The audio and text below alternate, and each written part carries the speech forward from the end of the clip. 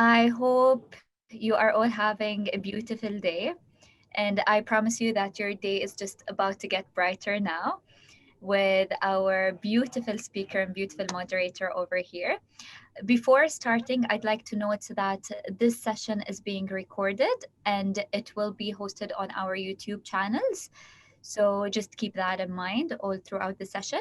And if you have any questions for Sarah, please prepare them. Shema is going to help you ask your questions by the end of the session, inshallah. Before going into the session, I'd like to speak a little about Area 2071. So our name comes and represents the 100 years of the UAE since we started in 1971.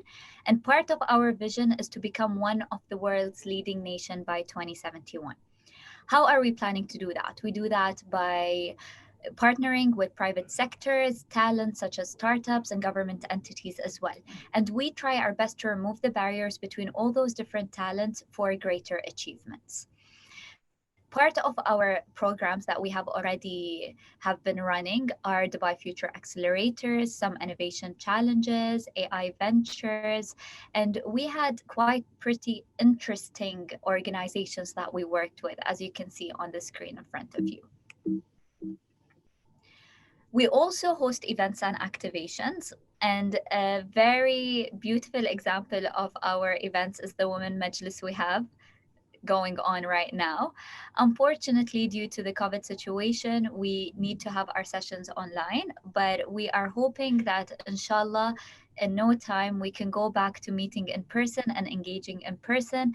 But this is not an enough reason to keep us away from inspiring people, and that's why we are hosting such sessions online. And we appreciate all your support on being with us through this and keeping everyone safe. A little more about Women Majlis. If you haven't joined us before, I'd love to tell you more about it. If you joined us before, then maybe next time you should tell us more about it. So, Women Majlis was launched in March 2019 in celebration of International Women's Day. It is a monthly gathering that brings together inspirational speakers and diverse audience to share individual insights, connect through their stories, inspire and impact everyone through a series of one-to-one interviews, talks, panel discussions, and more. It is also a platform to celebrate women around the world. So it is not only for women. We are very excited to know that there are men joining us today as well as in every other session, because celebrating women should happen through everyone as well. And everyone can take something out of it. In our previous sessions, we had many inspirational speakers. You can see them in front of you. We even have an extended line of speakers from different backgrounds. And when it comes to moderating the sessions, we always choose a moderator from Dubai Future Foundation, which is our entity, because we believe that it's a beautiful chance to showcase our talents. And at the same time, we give them a chance to stand out and to inspire people around the world. And to give it a more personal touch by adding one of our employees on the platform. Without any further ado, I am honored to introduce to you our speaker, Sarah Adil, Head of Programs of Mohammed bin Rashid Center for Leadership Development, a truly inspirational human being that I personally learned a lot from, and I can't wait to hear what you have to say today. And to moderate that session, I would be honored to hand over to our beautiful moderator, Shema Bintog, who is an Associate Project Manager at Dubai Future Foundation. Shema, the mic is yours. Thank you, Roda. Thank you so much. So we have here Sarah Shaw today. She'll be presenting her journey towards fulfillment. Brilliant. Thank you so much, both of you, for the opportunity and the honor to be here today. It truly is an honor. And maybe just to take you through this, let's first agree that I'm actually still on this journey, which is why it's a journey towards self-fulfillment. I haven't gotten there yet.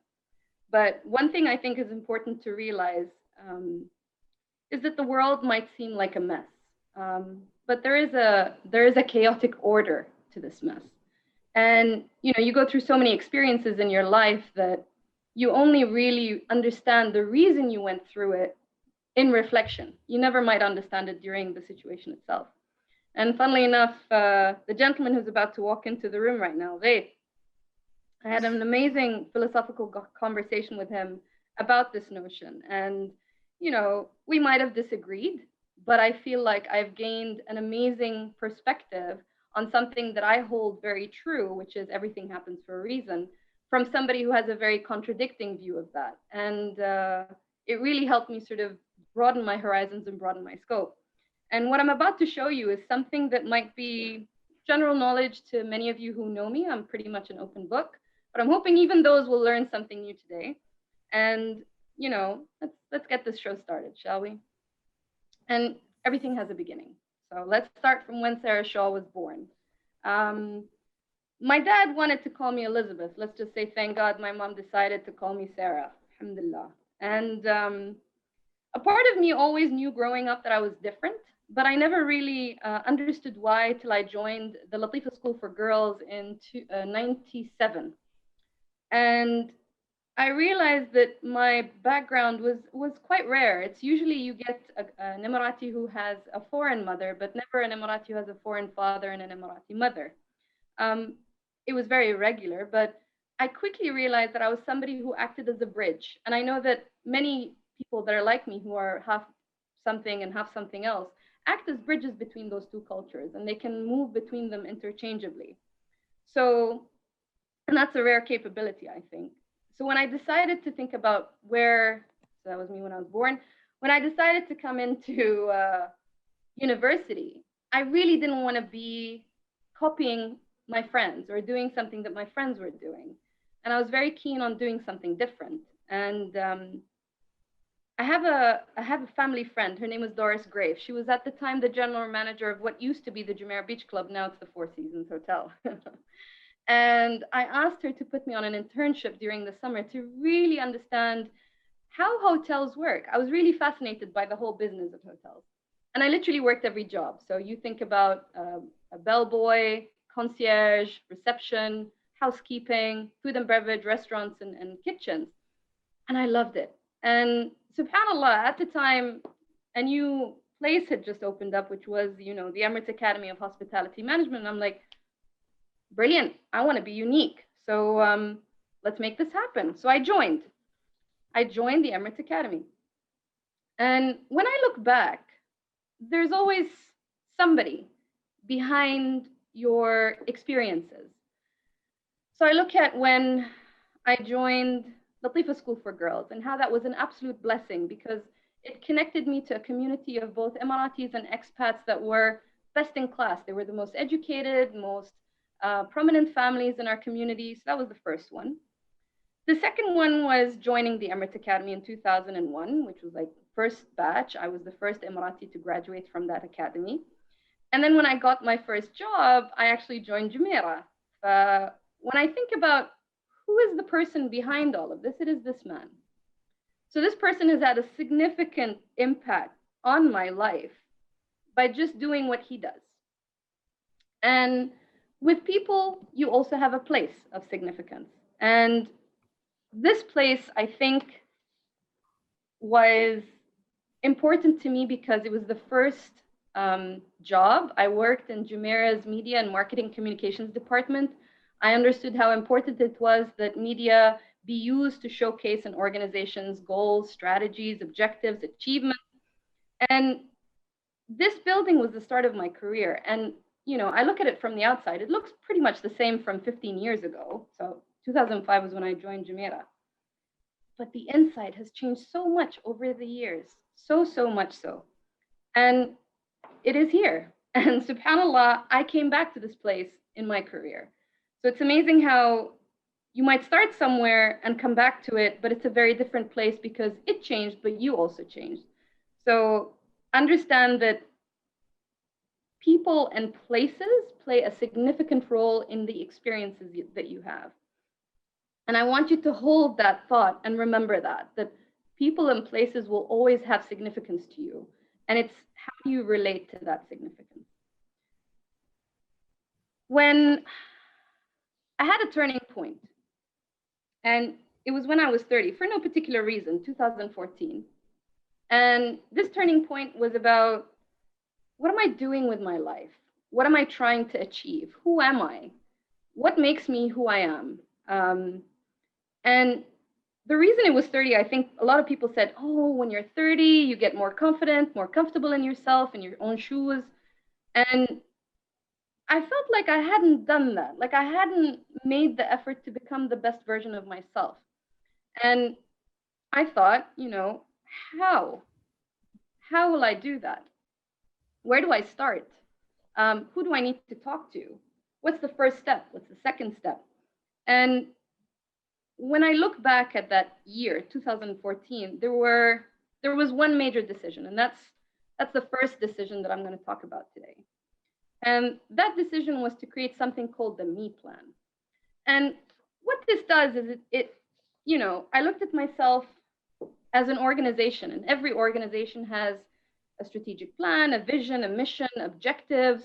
It has performance indicators to say whether we're going well or we're failing. And I thought, well, Sarah's worth that effort. Sarah's somebody who should take care of herself and help improve herself over time. So I looked at myself in the beginning from a physical standpoint. I started working out, I started eating better. And then I remembered the Emirates Towers, and I'm like, but the Emirates Towers changed from the inside, not just, it's not just a beautiful building. So then I started looking at other aspects of my life, my finances, my education, my emotional capabilities, my relationships, my social life, my mental well-being, my faith, so many different avenues that really helped me develop. And what's so good about putting thought to paper is you can hold yourself accountable. You can review. So at the end of every year from 2014 till today, I look back at this plan and I say, what have I improved? What has changed? So I say, where am I today? Where do I want to be a year from now? And what are the goals and objectives that I want to focus on this year, whether it's in any of the areas that I spoke about? And being able to assess myself like that really helped me feel like I've achieved something. I've done a lot. I've moved forward. And that journey of self-exploration, learning about yoga, understanding meditation, meeting different people, traveling the world, doing things for the first time, these were all things I really insisted on doing for myself. And they help me understand every single time I do them where I am today, where I want to go, and how do I get there. So you remember that decision, what do I do, how do I start? This really helped a lot. A second major decision that was really influential to me was, again, remember, I saw myself as different. I knew I was capable of specific things that maybe nobody else could. And I thought, I can't be the only one. There must be so many people like me that think that way. And so I decided. 2016, I joined the UAE Government Leaders Program. And funnily enough, Shemma, the reason I joined that was because of your brother, Abdullah Bintok. He had graduated from the Future Leaders Development Program, Future Leaders in particular. He graduated from Rashid School for Boys. We were roughly the same age. So I thought, this is somebody that I can hold as on a pedestal, somebody that I can look up to. Alhamdulillah, I applied, I joined the program. And what I loved so much about it was not necessarily the content, but the people that I met, the way that they broadened my horizons, recognized that I was in Abu Dhabi at the time for almost 10 years. And I understood the difference between federal and local. I got to meet many other people from local agencies like Sharjah, Ajman, Dubai. And it really helped me understand that by connecting to people who are like-minded to me in their vision, in their desires, in their capabilities, really amplifies me. It makes me be able to have more impact rather than less impact. And then the third decision, and to be honest with you, this was probably one of the most difficult decisions I ever had to make in my life. I recognize myself as a person of talent, and honestly, this doesn't come from a place of ego or arrogance. It's this ability and awareness to know who I am and what I bring to the table. And the decision was to apply to the executive office of His Highness Sheikh Mohammed bin Rashid Al Maktoum. And the reason I wanted this office was, or to be part of this office, was I learned so much about it just through reading articles. They didn't have a website at the time. And I was so fascinated with the potential and capability of impact, not only on a local, but also on a federal and then global. I was like, wow, there's so much out there that needs to get fixed and improved. So I was hired. And after spending 10 years in Abu Dhabi, I moved back to Dubai.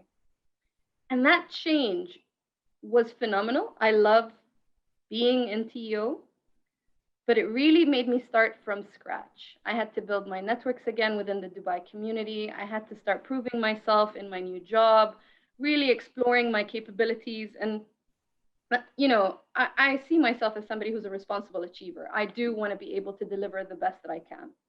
And this is where I am today. I'm helping in developing the leadership capability of Dubai, and I'm working in one of the most prominent offices. And I'm still building my network. I'm still sort of fulfilling that need. And in summary, I think from those three decisions and just the vast majority of my life, the first thing for me is this idea that everything is connected. And you have to really believe that through people and places and situations, you can manifest your true self. You can manifest anything you want that you think about. And the second lesson was, and this was from UAGLP in particular and TEO, was surround yourself with stars. People that, you know, satisfy the valleys that you have in your star. So you're a star, but you've got valleys as much as you've got peaks. So you find another star that fits that valley because that's a peak in them. So understanding that you surround yourself with stars, you become more amplified in your impact. Take care of yourself. Nobody's going to do it for you. You know, once you reach a certain age, mom and dad don't really want to be having to take care of you. So you need to do it for yourself. And that's something I learned the hard way. You do burn out as somebody who is very much a workaholic. So understand that the three elements, your mind, body, and soul, will always need re-energizing. The fourth one, I think, is one of the most critical pieces you learn is knowing yourself. Sitting by yourself, understanding yourself, knowing your thoughts, knowing how your thoughts impact your life, knowing your capabilities, knowing what ticks you off and what makes you energized, because those are two things that are very important. So knowing your values and being your true self, because trust me, everybody else is taken. And becoming a lifelong learner. I never dismiss learning from anybody, whether it's somebody older than me, younger than me, a different culture to me, a different faith to me, a different sector to me. Learning is a process that is ongoing all the time. So if you look at a situation, you think, oh my God, that's the worst thing that ever happened to me, try to find the silver lining. Try to see what did you learn rather than what's the reason that this is happening to me.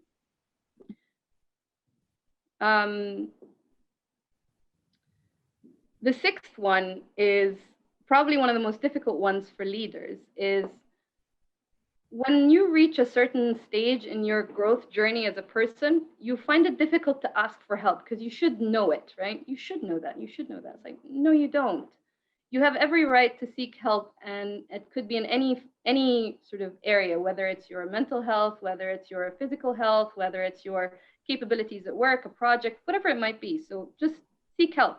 It's no shame in that. And then your family. I mean, the people that will always support you, the people that will always be there for you, who will always guide you, give you really serious, honest to God, constructive criticism is your family. The amount of times my mom said, what the hell are you doing? And she sort of helps guide me and direct me are endless. And I'm forever indebted to her and my siblings as well. So really prioritize your family. Every interaction counts. You know, I talked about people and places. People have a phenomenal way of exchanging their energy with you. So whatever conversation, discussion, introduction you ever get in your life, never dismiss it. Take it as an opportunity and be curious, genuinely curious to know more. Again, going back to this idea of being a lifelong learner. And interactions can lead to so many things, right? So that's another caveat to that. And lastly is, you know, create your own happiness. Nobody's going to serve it to you on a silver plate. You need to make it for yourself. So what makes me happy is different to what makes Shamma happy, is different to what makes Roda happy. Really understand what is it that ignites you, what makes you feel really driven and passionate, what makes you feel like you're the, highest person on the world on a really high mountain or on the moon even, right? And don't copy others. I mean, there's no point in that. There's absolutely no point in that. This was a basic introduction. Like, it's nothing off off the hook. I'm a very average person, but I see myself as somebody who sought very hard to improve herself, sought very hard to connect with others, sought very hard to achieve so much. And all of that was supposed to make me happy. But until I realized who I was, what my values were, what makes me ignited and excited, I couldn't really be happy from the inside. And this is the problem with happiness. A lot of people think it's an external factor. It's very much a flame burning from within. So it's how much good wood do you put on that flame, or does somebody just bring a jug of water and put it out for you, right? So in order to really fulfill yourself, and it is a journey, right? You might get there, and I hope you do. I'm still on it. You must do three things. You must first understand yourself. Then you have to build yourself. Then you have to manifest yourself. And lastly, you have to celebrate yourself, because that journey is a phenomenal journey and nobody can take it away from you. And ultimately, you are the key to your own happiness. Thank you very much. Thank you. Thank you so much, Sarah. It was a wonderful presentation. I like the me plan that you have mentioned. I think it's very important for everyone to have a me plan, to focus on themselves, to get better, and also the part where you said create your own happiness. Lately, we're also busy with our day-to-day tasks. We forget how to make ourselves happy. I think it's very important to focus on that. Thank you for the reminder, Sarah. Pleasure. Okay, before we start taking questions from the audience, we have received few questions from the registrations that I will share it with you. The first question is, what are the initiatives or opportunities for Dubai to strengthen the women entrepreneurship within hospitality, especially post-COVID and in partnership with the public and government? So I think in the hospitality sector, there's tons to disrupt. I was sitting in a committee the other day with the Emirates Academy and a bunch of other members from either hotel companies or from industry that is connected to hotels, so entertainment, F&B, and events. And the one thing that really strikes me is the disruption that's happening in the hospitality sector has become so detrimental to the old ways of doing business. So that's the first step, right? Whether you think about Deliveroo, Booking.com, and the like. When it comes to women, I think women generally have one challenge in particular, and it's this constant seeking of perfection, where they do not take a step until it is perfect. But I always say that perfection is the enemy of the good. So if you've got an idea, if you've researched your idea, if you've talked about your idea to others and they've given you sort of inputs and insights, be confident enough to start it. And even if it's not the way that you imagined it in the beginning, just really think about the journey towards that big vision. So I'll give myself as an example. I'm currently establishing something called the Future Learning Lab in DIFC. I've never been an entrepreneur. I've never thought about opening my own business. I never understood finance. Everybody knows this about me. And this was probably the most unbelievable learning curve I've ever had to go through, where I don't have all the answers, where I'm constantly seeking help from others, where I'm constantly trying to understand what decisions do I need to make and how do I make them?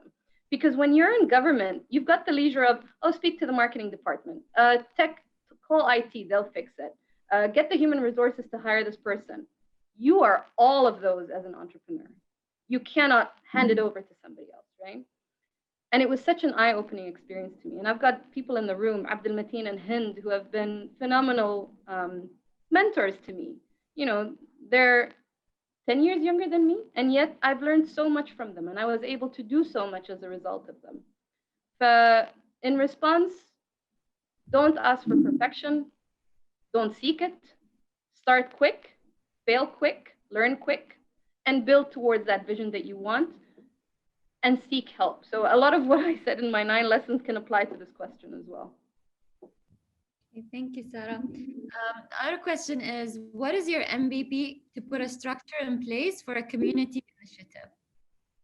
Brilliant. So, and that's really up my alley. So, Future Learning Lab is definitely a community based initiative. It's targeted predominantly at homeschooling families in Dubai. I think when you have conversations with community, the first thing you need to build is trust. Yeah. You need to understand them. You need to ask them as many questions as you can to build that community, because it is only through being curious and understanding and listening can you really give them something that they want. But if you're giving them something you think they want, that's shooting yourself in the foot, and it's a recipe for failure. So that's the first step, is building trust and asking questions. The second step is actually delivering. With communities, if you're talking the talk and you're not walking the walk, they'll dump you before they can say Bob's your uncle and Fanny's your aunt. Like, they won't even bother. So you need to deliver on what you promise. And then thirdly, you need to think about the sustainability of that community. So if you are the be all and get all of this community, good luck. The minute you croak and die, that community dies. So you need to think about finding those stars within your community that help you in ensuring that community is sustainable for the long run. Because if you're in it for the long run, you better build for the long run, not just for yourself. Okay. What are the major challenges that you face and how did you overcome it? There are many of them. But I think the biggest pill I've had to swallow in my life was realizing that I won't always get my way. Yeah. And being somebody who's a go-getter, who jumps through hoops of fire and jumps through some of the biggest obstacles I've ever had to do was climbing a Spartan wall with nothing but my hands and arms. You are the greatest power that God has ever created, right? He created us in the best of forms, but you need to take a humble pill and really seek to rebuild yourself in a very different way, where it's not, I read it somewhere, therefore it's true. It's now the question is, I've read it somewhere, but that somewhere has to be validated. That somewhere has to be really vetted. Understanding that you will always have to be resilient and agile to suit any circumstance that comes your way. Case in question, COVID-19 and what we've gone through as a humanity is critical to you being on that journey towards the best version of yourself. And even if you go through a hiccup, even if you go through the worst situation you can ever imagine, it will only ever require two things to get out of. One is time, the second is energy or effort. So you think about if the room was messy, it'll take you time and energy to get it to be clean again. Similar to a situation that happens to you in your career, it will take time and energy for you to come out of it. And the interesting thing about time is people forget. People glaze over it. You know, you think about the amount of things that exist in Twitter. We have trends that happen for a couple of days and then suddenly it's out of our trends. That's time. That's time in its best form. So yeah, those are things that sort of I've seen as challenges, and I've sought to overcome them myself, with the help of others, obviously. Of course. The last question is, what's the most important thing that gave you the confidence to carry on with all that massive work that you're doing? I will be very honest, as I always am. I've had many moments where I went into the bathroom and cried my eyes out. I've had many moments where I felt like I've lost everything and I'm not worth it. And you're entitled to those moments because, like guests, they come for a short period and then they leave. The problem is if they stay and they don't leave. That's your mistake as a host. Recognize that those emotions are important because they force you to reflect. They force you to rethink your situation. They force you to have a conversation with yourself, which is, why are you crying? How is it helping? What are you going to do about it? What's the next step? What's the one step you need to take forward to make it better? Just one, not 10, not 50, just one little step. And confidence is something I picked up from my mom. My mom is somebody who at the age of 13 lost her dad. She became the sole breadwinner of her family. She was an only child. Her mother couldn't read or write. She went into an industry that was very unheard of for the Emirati community, television and media. She was a presenter, she was an actress, she was a director. And I think she pushed that confidence in me. She really made me feel like I was the cat's meow. I was the best thing since sliced bread. And that's why I said family is important, because they will be the ones that will be the real mirror. They'll say, I see the potential in you. I believe in the potential in you. But I also see the things that you're not doing right. And you need to focus on those. And you need to make sure that they get better. That's where it comes from. But recognize that it's not always this. You could have me with mascara rolling down my cheeks and I'd be crying my heart out. So Adi, don't worry. All right. Okay, thank you, Sarah. Now we can open the floor for the audience to ask any questions. Sure. If anyone would like to ask a question, you can go ahead and unmute yourself and ask the question.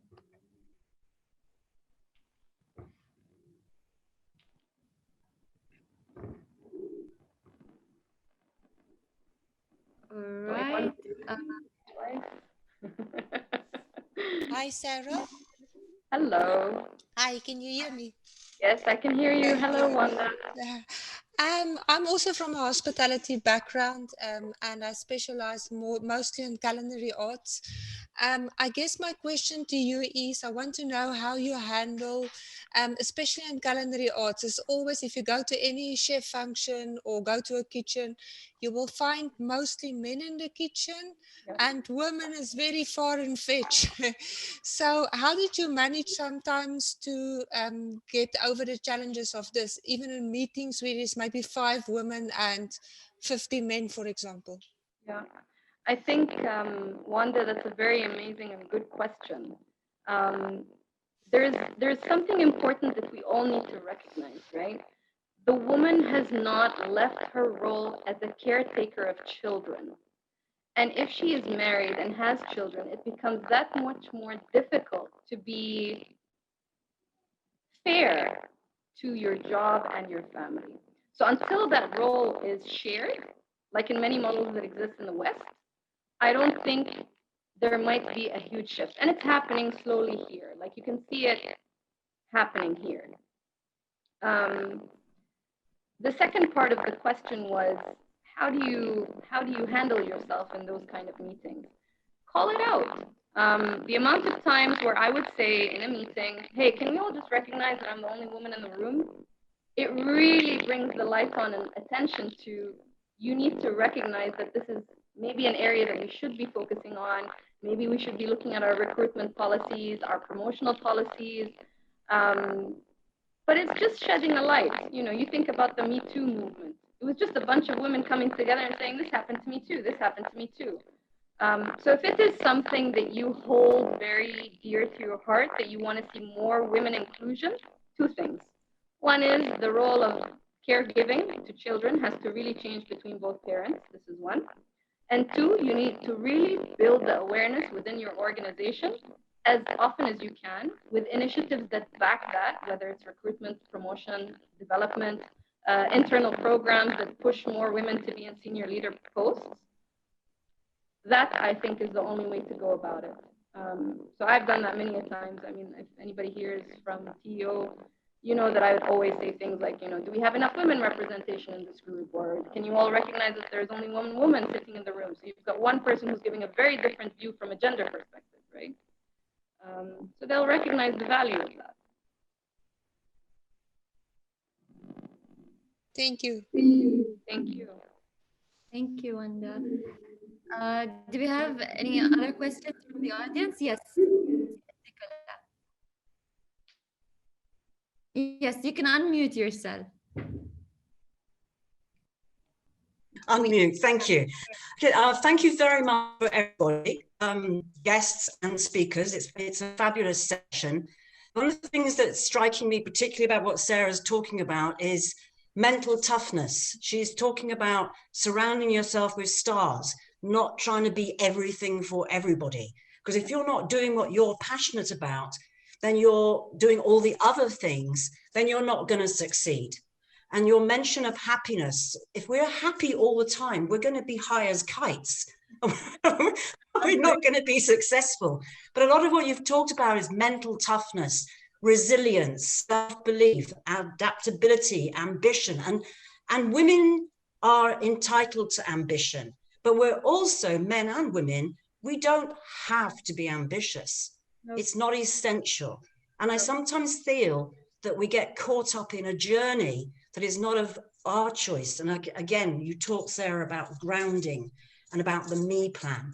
Growing is forever. I've been growing for many, many years and just did my most recent qualification of a postgraduate certificate in career development, which has been fascinating. And my final paper was linked to the journey of the Emirates. Nice. So looking at different things like Holland, looking at protean learning, and looking at making your own life and career decisions, which fits again with what you're talking about with Future Learning Lab. If you don't talk to people and you don't listen, nothing's going to succeed. So thank you very much indeed. No, absolutely. My pleasure. And thank you for being part of the conversation. Just on the point of ambition, if you remember, on the second decision I made was, I said, I can't be the only one who thinks like this. So I sought people who were like me. You know, you think about artists, sports people, musicians, actors, any profession you can think of, or any passion. There is a community that exists for that, and you just need to tap into it, right? To feel like you belong, to feel like you're a part of, over and above your identity and nationality, right? Finding your tribe. Yeah. You know, funnily enough, Shemma, your brother called us that when he was the DG of TEO. He said, "Welcome to the tribe of TEO." He did actually say tribe. Okay, I have a few questions also from the audience, anonymous questions. What are the lessons that you have learned from UAE GLP program? Oh, good one. I think one of the things I learned in that particular program was something that happened in an instance with the project team that I had, where you had somebody who was very much concerned with making their viewpoint right and really felt like they were being alienated by the rest of the group. And I really hated that situation because I felt like, you know, I'm somebody who believes a lot in inclusion.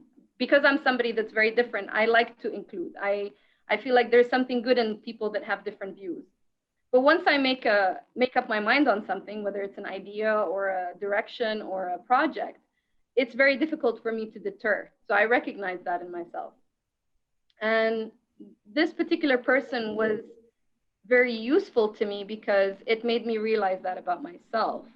And I later went back and said to this person, look, you know, we went through a situation. I just want to tell you my perspective. And I just want to say thank you for helping me realize that about myself. And I apologize if you felt alienated. I apologize if you felt like your idea wasn't taken on board. And it was a good reconciliation, right? Because, you know, having different viewpoints doesn't mean that we hate each other. It's just that we have different viewpoints. I mean, you remember the conversation I had with Raif 3 days ago. He had a very different view than what I had, but I respected it. And I was able to expand myself as a result of it. Just, again, humble pill. You need to recognize that not everything will go your way. And this was a lesson both to this person as well as to myself. And another question from the audience is, how do you find your mentors? So I had 2 mentors in my life. One was an individual at the time who worked as my boss as well. Her name was Ruth Dancer. She's somebody who I learned an immense amount of information and knowledge from, and I gained so much global insight from. And then the second person was actually your brother, Abdullah bin Tog. The reason I pick people is, with Ruth, for example, she was much older than me. She was somebody who had a senior position in the public sector in Canada. She was somebody who I saw as a role model of what I'd like to be. She was a woman. And I felt like I could gain a lot in terms of international exposure.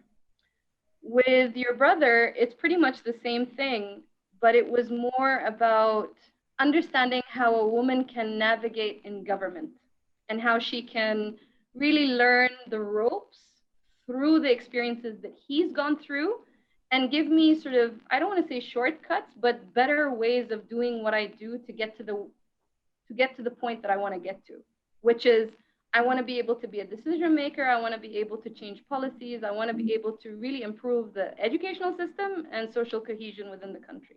Those are my two passionate sectors. Right. One question also from the audience is your me plan, the me plan. Can you give us 3 tips on maybe how to find or how to start the me plan? Sure.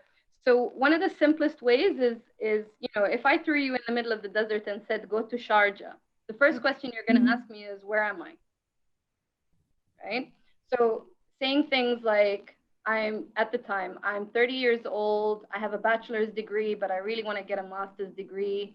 I'm single, maybe that's something I need to work on with my mom.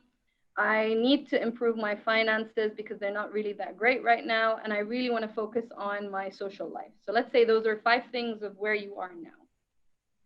Yeah. Then you describe where you want to be a year from now. So a year from now, I'm going to be 31 years old. I'm going to be a master's degree holder. And you talk like it's happening.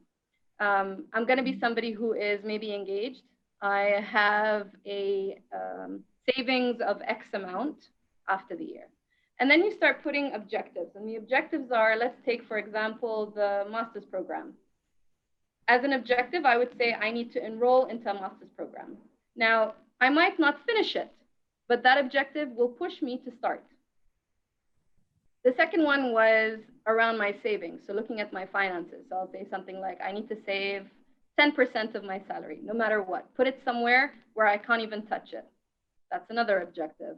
A third objective might be, as my current state, I'm overweight. Okay, I want to be at least 5 kilos, or I want to be slimmer or healthier as a 1 year, or I would have lost 5 kilograms. I need to put an objective where I say I train 3 times a week, I go to this club, I do this but talking about now, then, and how. Those are the 3 things that I have on my map. So on the left-hand side, it's where I'm now. Then I write where I'm going to be. And then I say, how am I going to get there? Things that are realistic. Because for me, is realistic might be to somebody else, oh, this is so easy. Yeah, that's easy for you. But for me, it's very difficult. So the plan is very much relevant to you. All right. Thank you. Thank you so much, Sarah, for the tips and the advice. Inshallah, we'll start. I'll start personally to have a me plan soon, and I'll share it with you. Inshallah, I'd love to discuss it. Okay. Before we wrap up, I have a few questions. Who's your role model, your greatest inspiration? Honestly, my mom. My mom is self-made. She was never offered things easily in her life.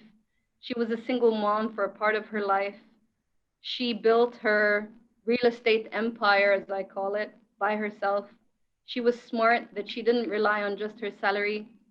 She was in a very, very predominantly man's world at the time and was still able to do phenomenal things like travel the world at young age of 22, 23.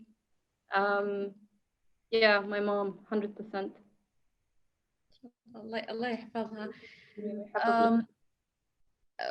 What's the greatest advice have you ever received from someone that made an impact on your journey to self-fulfillment? And what advice would you give someone who has decided to take that same journey? The best advice I ever got, and it's the advice that I've been giving to so many people in my life, is this. You have control over absolutely nothing in your life except yourself, your thoughts, your actions, your reactions. So life might throw a whole bunch of apples in your face, chocolate, bananas, crap, sorry for the word, and you just have to deal with it, right? And you can react pretty much the same to all 4 of those things if you can control yourself, if you can really hold yourself true to being authentic. And life is 10%. 90% is how you react to it. Example, I had an accident. I could say, oh, damn it, and start swearing and being upset and saying, oh my God, my life is a mess. I have to deal with so much after this. Or you could say, I'm fine. I'm actually really all right. Nothing happened to me. The car, it'll get fixed. Is the other person in the other car okay? Same accident, two very different reactions. And you can have many other types of reactions as well. So life is only 10%. 90% is what you do with it. And if I would give advice to somebody, is before you start pointing fingers and playing the victim, because I was a victim till I was 30. I played that role so well. It's because my dad left me when I was 4 years old. It's because I've never stayed in one house for too long. It's because I've been in so many different schools. It's because I've changed jobs so often. It's because I pointed at everything else except me. And that's at 30 when I decided, okay, enough playing the victim, pick up yourself and be your own hero. So before you start blaming things around you for your situation, take a good look in that mirror, because you'll be very surprised at what you'll find. That's a great advice, Sarah. Thank you so much. Do you have any inspirational quote or any mantra that you live by? Change or be changed. That's the words of His Highness Sheikh Mohammed bin Rashid Al Maktoum. Change or be changed, and I love it.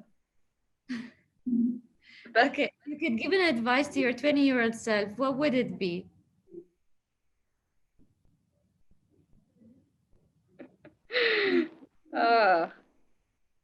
I thought about this for quite some time, and to be honest with you, if I could talk to my 20-year-old self, I'd probably say something like, stop focusing too much on everyone else, focus on yourself, and enjoy the ride. Because we're constantly comparing. We're constantly looking at somebody else and saying they're better, they're smarter, they're prettier, they're taller, they're thinner. They've got better cars than me. They've got a better education than me. They've got a better family name than me. Stop it. Stop focusing on everyone else. Focus on yourself and enjoy the ride. Yeah, I think that's very important. Okay, so would you like to add anything else or anything that you think it should be covered before we end the session? I talk too much, ya Shemma. Khalas, unless anybody else wants to add something, I feel like, mashallah, I've done way too much. I feel like I've talked too much. I have one more question from the audience. What's your advice regarding the managing ambiguity? The what? What? One second. Take your time. What's your advice regarding managing ambiguity? Ambiguity, right. I've been used to ambiguity my entire life. I've lived in 24 houses. I've been to 7 schools. I've never had a sense of stability. So not knowing has been really very much part of my life. I'd say get comfortable with it. Get comfortable with not knowing all the answers. Get comfortable with saying, I don't know. Get comfortable with saying, it's okay, we'll figure it out. Because nobody has the perfect plan. Nobody. The only thing that has the perfect plan is our God, who knows exactly what's going to happen and when it's going to happen and the reasons why. We don't. But be comfortable with saying, I don't know. Be comfortable with saying, let's figure it out. Be comfortable with saying, let's try it out. Be comfortable with saying, well, we got it wrong. Let's try it again. And it's being kind to yourself in that way. Yeah.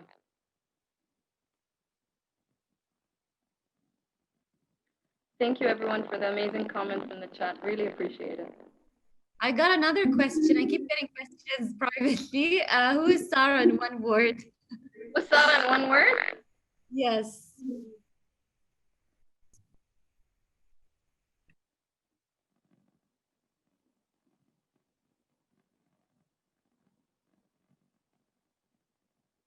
Who's Sarah in one word? Tough one. If I had to pick a value, so if I had to pick a value of mine that really represents me, is fun. I'm always fun. Like I'm always just, if I'm not having fun, I'm not interested. But I try to make things as fun as I can. I try to really create that vibe of play. You know, I have that inner child in me. I've always had that inner child in me. It's that spark that's always existed. Fun. You Sarah, can can I jump in? Sure. Do you allow me to jump in? So Of course. if I had to describe Sarah in one word, I'd say Sarah is Sarah. Then, you spoke a lot about how you should be your own self, and your name carries such a beautiful meaning. So, and referring it to surur as well, which is happiness. So I believe that's something that you're very comfortable with within, and it reflects on the people that are around you. So I would say Sarah is Sarah. Allah يجزيك خير. Thank you so much, ya Roda. Very kind of you. And another comment from Evelyn is Sarah is inspirational. Thank you. Khalid Al Junabi, unmute yourself. How would you describe me? Somebody that you met back in 2012. Not to put you on the spot or anything. If he decides to unmute himself. هذا هو ما رقد في المحاضرة. لا لا لا لا يعطيك العافية يا سارة. يا رب يعافيك يا أخوي. أول شيء صراحة first of all I want to say a few words about Sarah. Not that I am wanted to say more, but the point is I had the honor to work with Sarah over almost 3 years. Yep. And I wanted you, Sarah, to share with your audience how you manage yourself with your team that I would call premature HR team to do a full-fledged restructuring of salary and grading system with zero cost, without an interference of any consultant companies. Perhaps if you can share this experience, it will be a great lesson to tell who is Sarah. Wallah, ya Abu Abdullah, you were a key part of that. Like, you had the unbelievable vision to decide to trust your own capabilities and really harness the knowledge that exists within a lot of the amazing pearls that were hidden in the Family Development Foundation. And you and I both know, like, they are gems. And allowing us to really spread our wings and try so many things and experiment and do benchmarks and visit companies and figure out what it is that we want to do. صراحة يا Abu Abdullah, nobody can replace that. If we had any other leader, they'll probably say, no, I don't trust you, give it to a consultant. So a lot of that was actually partly due to you. Jazakallah khair.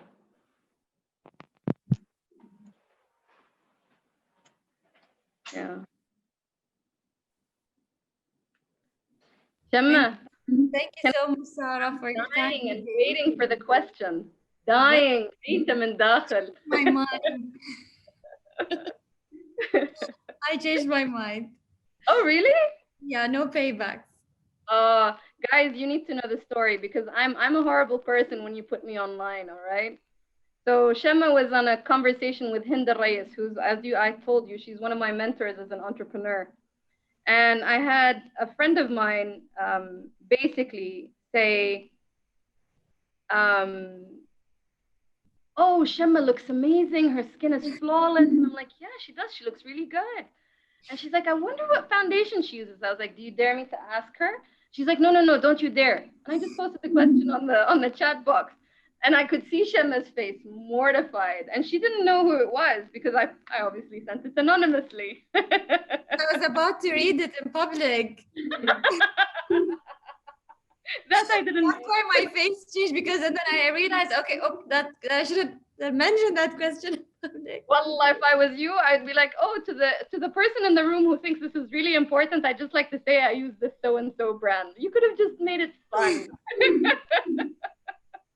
By the way, with Hind, it was my first time to moderate a session, but I think by time I'll get used to it and I'll answer such questions. Yeah, mashallah, you were very good. Mashallah, you were very good. Thank you, Sarah. Thank you so much. Thank you so much for hosting me. Amazing group of people in the room. Thank you so much for being here. Really, really appreciate the time and energy you spent, because those are two things you can never get back.